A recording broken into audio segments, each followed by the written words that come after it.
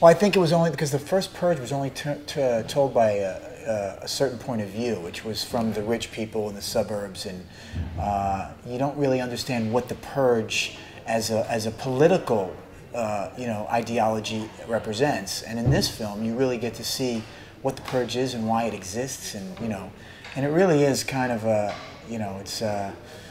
it kind of makes you scratch your head about where our society is, and violence and prejudice and all these things that we deal with on a daily basis, and if this would ever be a solution in some kind of crazy, macabre way. And it's kind of interesting.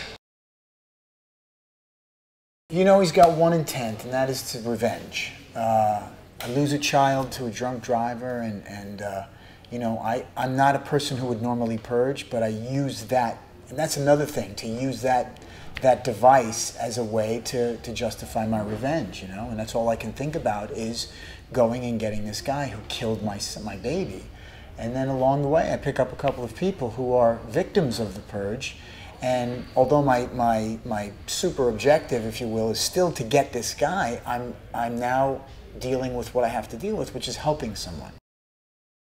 There are the three stories: my story, the two girls, and then the couple. And we each have a story, and you kind of mix this together, and eventually those stories become irrelevant because now we have one story, which is to survive this night. And so the very thing that got you to this place is really the very thing that's saving my life, metaphorically and physically.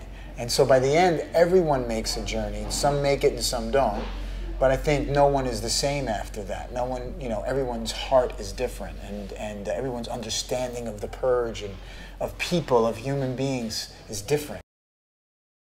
He's probably the nicest guy I've ever worked with, and the most compassionate, and really understands the world he's created. But he's very collaborative. If you have ideas or you disagree, he's fine. Which makes it a nice experience. And I love him. I'll do anything for him. Yeah.